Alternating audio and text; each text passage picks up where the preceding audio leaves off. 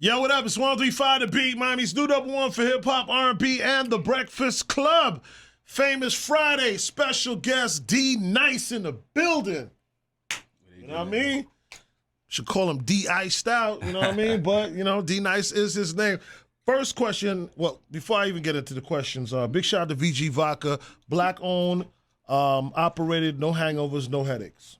You know? They were sponsoring my mix show, but I got so much love for this vodka. I'm just giving them extra love because we got to support black businesses, right? It tastes good. It tastes good, right? It tastes great. You know what I'm saying? Like, rappers be talking about clothing brands and alcohol that they don't get a dime from that are not black-owned. So why can't we support our own, right? So I'm leading by example. Anyway, it's a pleasure to have you, brother. So D Nice is a very popular name. Yeah, it is. It is. Yeah. So how do you, out the gate, how do you deal with that? And then how'd you get the name D Nice? I got the name D Nice in prison. Got you. They used to call me D, but, I was moving so militant, so nice, to the point the officers was like, man, we know what? We going to call you D Nice. Oh, you got that from the officers. Yeah, so I embraced it, Got you. It. That's what's up. All right, cool. And let me ask you, here go some Red Bull for you. I appreciate it. All right. And let me ask you, like, how do you feel about, like, the name D Nice, knowing that, quite a few people have that name D Nice. It's a pretty popular name, especially more back in the days. It was really, really popular. When at first I was like, man, I got to change it. Right. But at the end of the day, I was like, you know what? That D Nice, he ain't like me. You feel me? Right. I'm the new generation D Nice. Hello. So I'm gonna go ahead and embrace it, and I'm gonna stand on that. I like it. So where you from originally? Miami, Florida. That's what's up. I heard North Miami in the house. Yeah, North Miami, Little Haiti, both. I rep both, Yeah, let's represent that North Miami. So much talent comes from North Miami, man. Yeah, a lot. You know what I mean? Have you tapped in with Dre from Cool and Dre? Nah, I ain't tapped in with him. Yeah, you should, man. He's a North Miami product as well, man. Big time producer. I heard about him. That might be a nice thing for y'all to connect like that. And you got a label called Authority Figure. Authority Figure. How'd you come up with that name? It's really cool. I came up with that in prison. Wow. Authority Figure was actually a lifestyle that I created in prison to actually wake up and feel empowered, even at the lowest point of my life. Wow. And it just expanded. And a lot of people just went to embracing it, so I just turned it to, a record label as well. That's pretty cool. So this is the second time we're talking about you being in prison and related to two names. Yeah. What did you, if you don't mind talking about it, what did you have to do time for? I got indicted on a murder. Got you. But, by the grace of God, I was exonerated by the murder, but I was on probation for armed robberies. Got you. And they gave me 9 years still. Wow, so you did 9 years? Yeah, I did 9. You were young? Yeah, I was young. Got you. All right.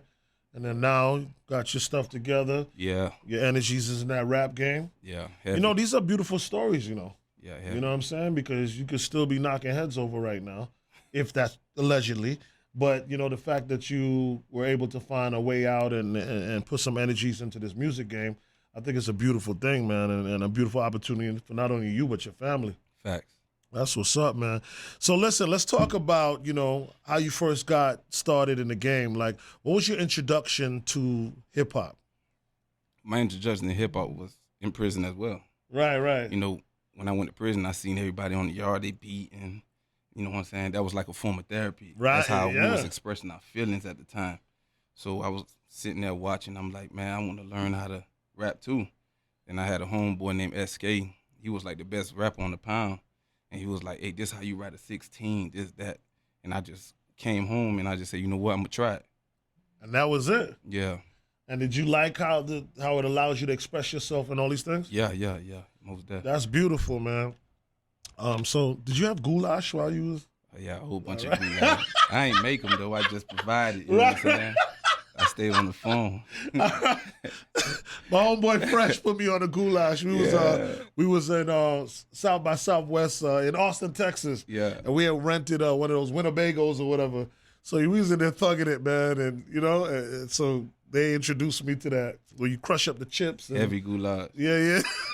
That's what's up. So I had to ask, man, Yeah. All right, so let's talk about the cool stuff that you're doing now, man. You got a mixtape coming out called Rich Pain. Rich Pain. That's a special name, and don't tell me you got that from prison either. But where'd you get the name Rich Pain from?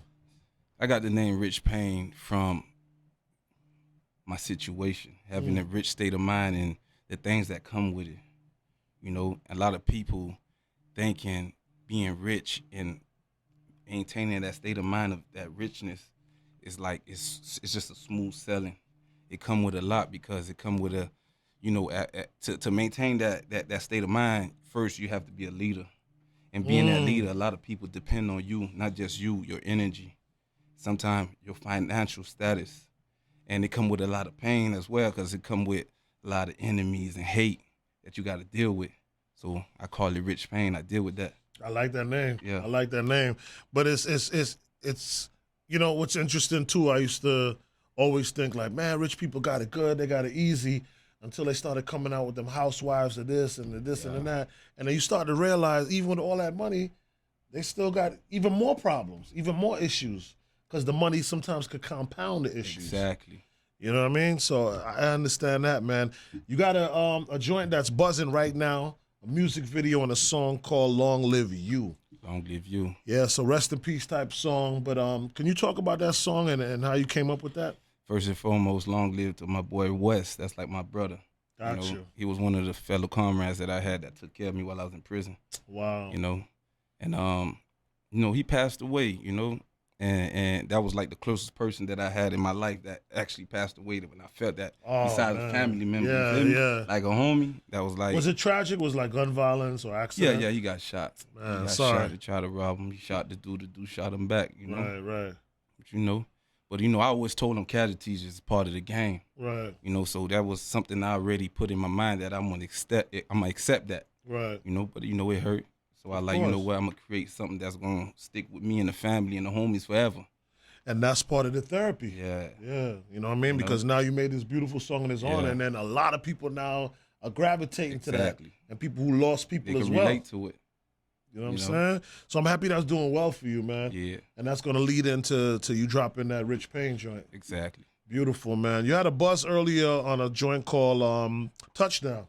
Touchdown. Yeah, well, how did Touchdown do for you? Touchdown, you know, Touchdown did all right, you know. It's still in the works, you know. Yeah. Once I open them doors, everything gonna be heard that, you know, it's about getting the camera on me. Yes. Once you get the camera on me, you know, everything that I did before is gonna come to the light. Come right back out. Exactly. Because it's all a story. Yeah. Everything. So who are some of the influences that you have besides the guy, you know, that used to put you on and, you know, in the yard, and who are some of like the artists out there that you had really enjoyed their music? Rick Ross, Yo Gotti. Yeah. Bosses. Yeah. I always embraced their state of mind. Yeah, that boss state of mind. Exactly. I like that, man. Yeah, Rick Ross and Yo Gotti. I see the militant in you too, man. But I could tell, like, I see the militant in you, but I could tell that you know, you have another side to you as well. But you protect it with that militant energy. You know what I'm saying? You got to. No, I ain't mad at it, man. I like it, and it's your persona. Yeah. Yeah, it's part of who you are. It's part of the aura. Yeah, absolutely. Hey, listen, how would you like for people to receive you, man? Like you said, you did time.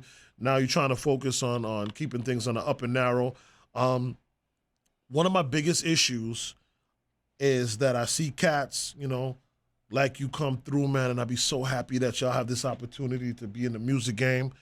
But sometimes it's hard to separate the music from the streets. You know what I'm saying? Exactly. It's a thin line. How do you see yourself being able to maneuver in that space? Because, you know, part of the reason that you're doing this is to kind of get out of that. Yeah. And then it seems like it pulls you in, and you know, and that happens to too many of my young brothers, and I'm always concerned about that.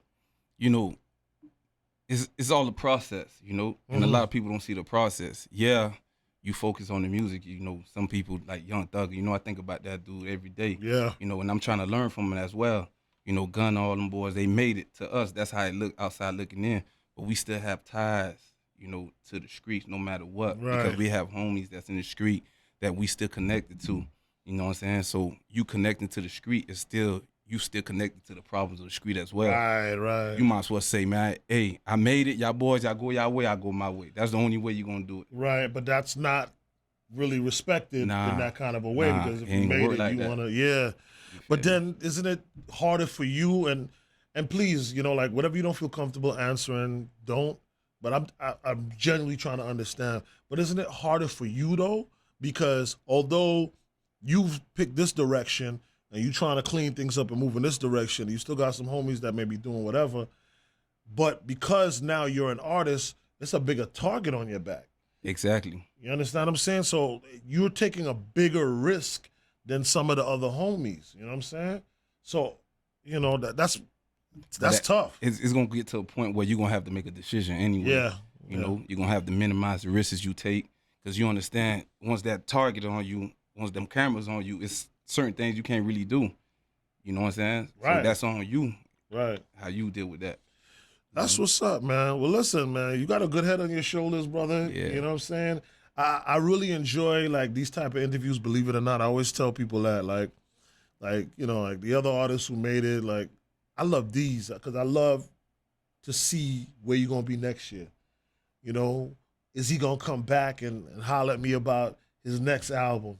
You know, did he accomplish everything he sought out to accomplish? And those are the beautiful stories for me, man. Yeah. So with that being said, you know, obviously I wish that for you. Appreciate that. You know what I mean? It's an honor and a pleasure to meet you. Please let everybody know how they can connect with you, how they can download your music and all that good stuff. You can contact me on Instagram, D_nice_84. Also, I'm on all platforms, Apple Music, SoundCloud, every outlet that's out there. You know, you put D, comma, dash. You got to eliminate the dash, D, comma, nice. And you're going to find me because, you know, there's a lot of D nice out there. And it's hard to find me. So I put the D and I put the comma, space nice. And everything should pop up. All right, there we go. There we go. Set yourself apart from everybody else, all right? So we're looking forward to that Rich Payne coming out in August. Got the song Long Live You, the R.I.P. tribute to your boy, man. Yeah. That's bubbling right now. The video I heard is going crazy. Yeah, it's doing you know what I'm saying? So wish you continue success with that. And listen, man, I can't wait. Hopefully when you're ready to drop and you got your single popping in August, you come back and see me and we talk about that album, right? Most definitely. All right, man. Hey, D Nice in the building. You know what it is, 103.5 The Beat, Famous Friday. Home team, North Miami representing. And big shout out to Authority Figure as well, the label. You dig? You dig. Oh, and big shout out to VG Vodka, black owned. No headaches, no hangovers. The world's elite vodka. Thanks for sharing the drink with me, bro. I appreciate it. Yeah, cheers to you, man. Thanks. Oh, and rest in peace to your homie. Long live West. Long live West.